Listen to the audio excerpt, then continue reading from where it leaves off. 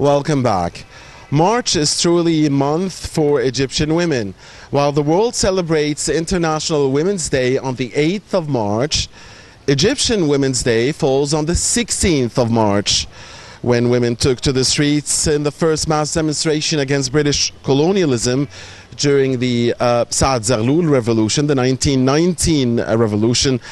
And also, of course, Mother's Day falls on the 21st of March. In this episode, we'll shed more light on the state's effort to empower women, and we are honored to host our distinguished guest, Dr. Mariam Waheed, professor at Economics and Political Sciences at Cairo University. Thank you very much, Dr. Mariam.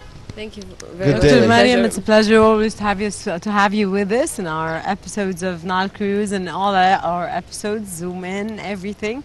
And today we wish you a very happy Mother's Day, of course, from here. And starting is First Lady Madam Intisar al-Sisi delivered a speech in celebration held on the occasion of Women International Day. How do you view this speech from your own perspective? Yes. Actually, that was a very important speech and a very important celebration that the First Lady is keen to do every year. So last year also there was a gathering with some prominent Egyptian women in different fields, and who actually exerted a lot of effort for the advancement of women, and not only for the advancement of women but the society in all fields, in civil society, in politics, in economics, in entrepreneurship.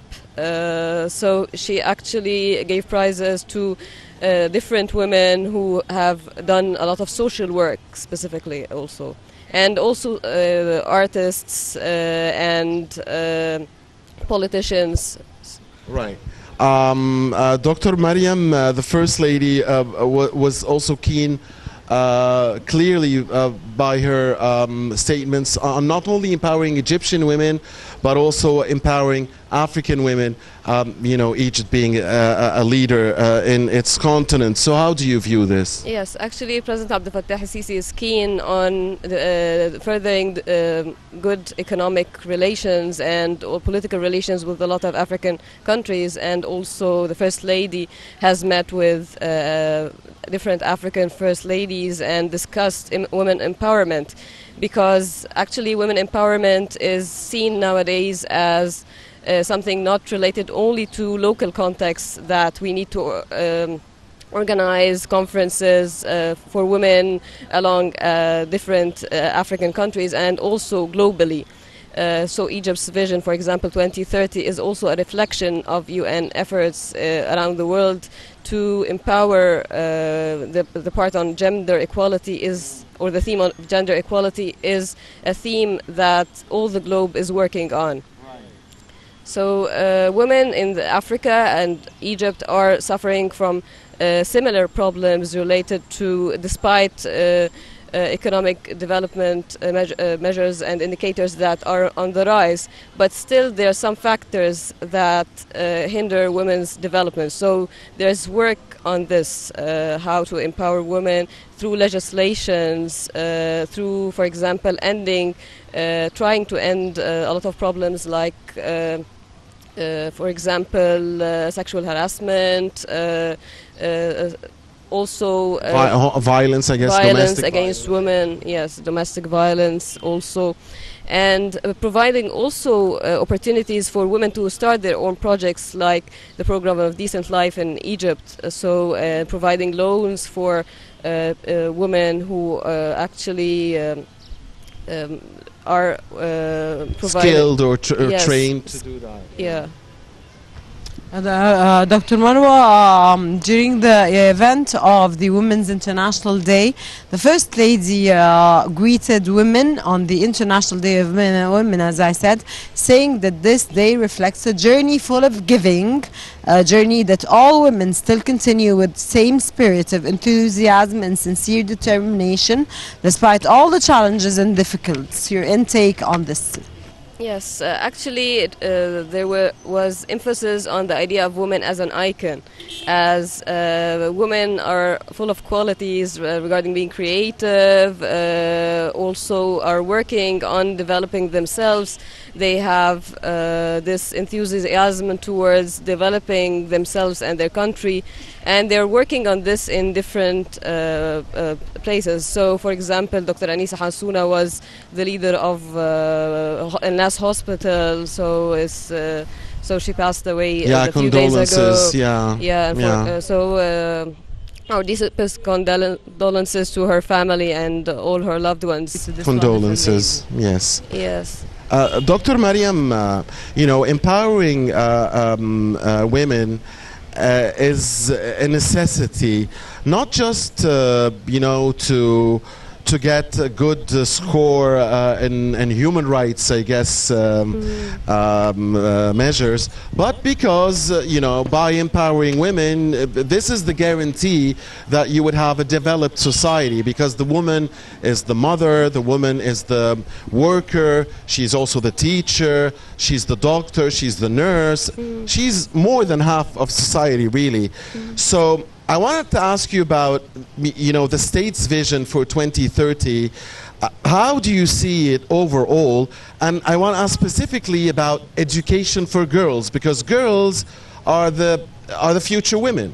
So when it comes to girls and taking care of their health and also education for girls and giving great priority to that. How do you see that? Yes, actually this has been a main topic discussed in the conference, and the First Lady emphasized that the total state support for programs for educating young girls.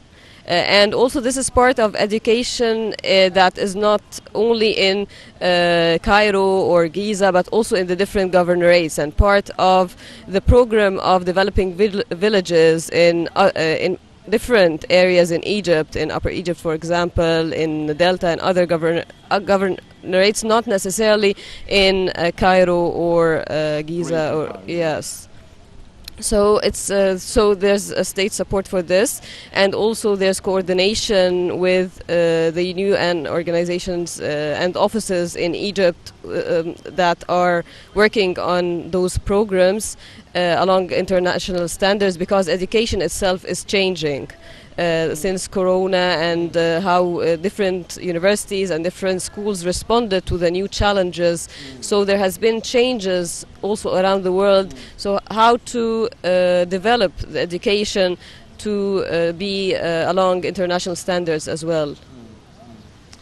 Dr. Marwa, the percentage of women representatives in the parliament rose significantly. How far did this significant increase work in favor of women's interests, or in other words, women empowerment? And do you believe that the political role played by women has made difference from 2014 till now?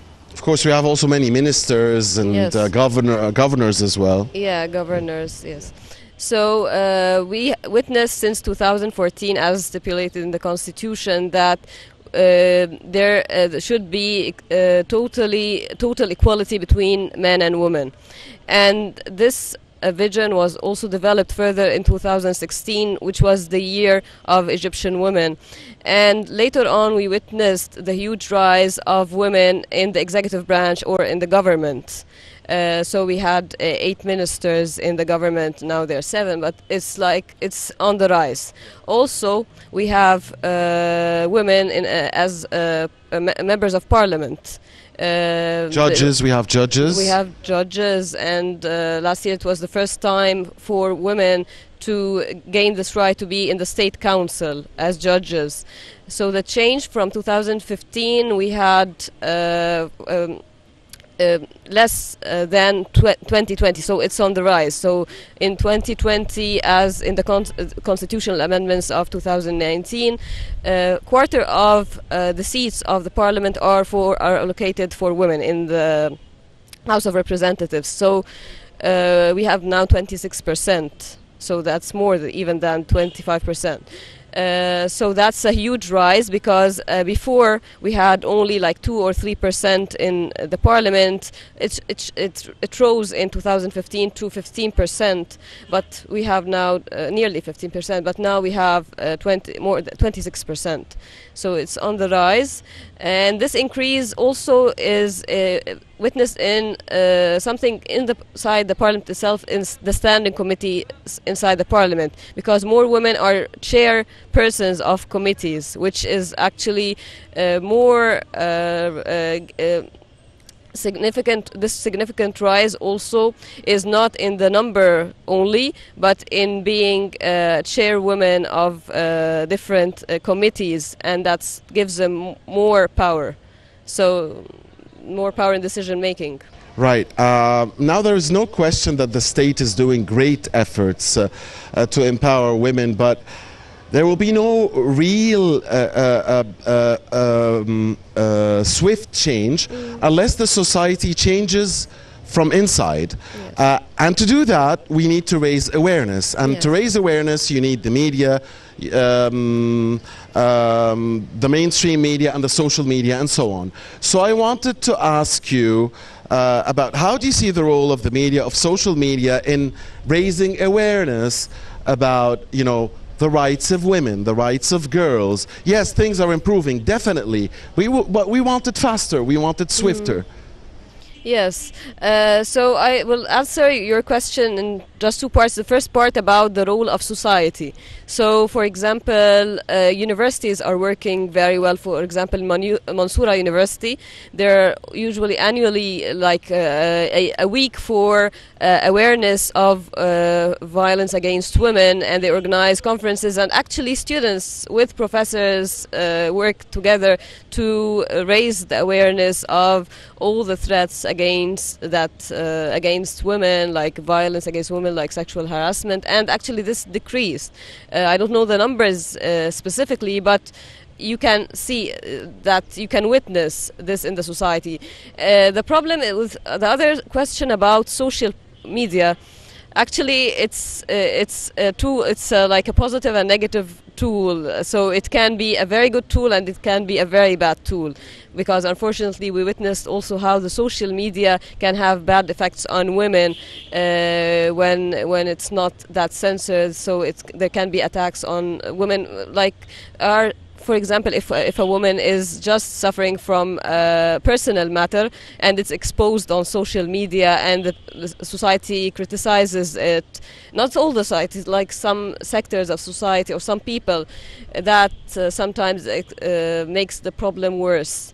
But in terms of media itself, we can raise awareness again for women's rights through producing movies. There were movies produced against gentle mutilation. You had to mention movies, didn't you, Dr. Mariam, of course, being the daughter of a famous, talented director, Waheed Mkhimer. Dear viewers, unfortunately, that's all the time we have in this episode. On behalf of you, we thank very much Dr. Mariam Waheed Mkhimer, Professor of Political Sciences and Economics at Cairo University. It's been a great pleasure having you with us. Thank you. Thank you. Thank you so much, Doctor. It's always a pleasure to have you with us and Nile Cruise. Dear viewers, stay tuned. We'll be back again.